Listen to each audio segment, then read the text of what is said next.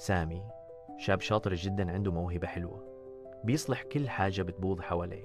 أي حاجة تكسرت يقدر يصلحها وتشتغل، زي الأجهزة الكهربائية. بس المشكلة كانت إن سامي في بداية حياته ما كانش لاقي شغل ثابت. قدم في وظائف كتير وما كانش ليه نصيب، وكان بياخد شغلانة هنا وهناك، بس ما كانش نفسه في أي واحدة منهم. حتى لما اشتغل في مكتب أو كافيه كان حاسس إن دي مش اللي بيرتاح فيها، أو اللي هيديه فرصة إن موهبته تظهر.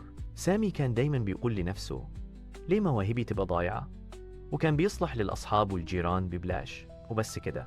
لحد ما في يوم جاله جار طلب منه يصلح له مروحة كانت مكسورة، وبعدين سامي عدلها لدرجة كانت بتشتغل أحسن من الجديدة.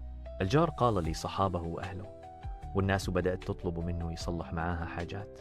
سامي حس إن دي فرصته، بدأ ياخد الشغل بجد وفتح صفحة على السوشيال ميديا عشان يعرض مهاراته ويبيع خدماته في الصيانة، واحد ورا التاني، والطلبات بتزيد.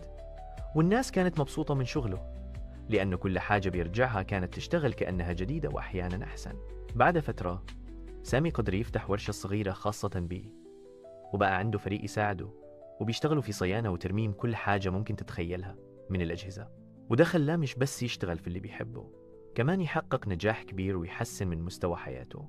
النهاية كانت إن سامي بقى مثال للإصرار والنجاح، إنه لو عندك موهبة وربنا مديك فرصة ما تسيبهاش تضيع علشان ظروف أو مواقف صعبة.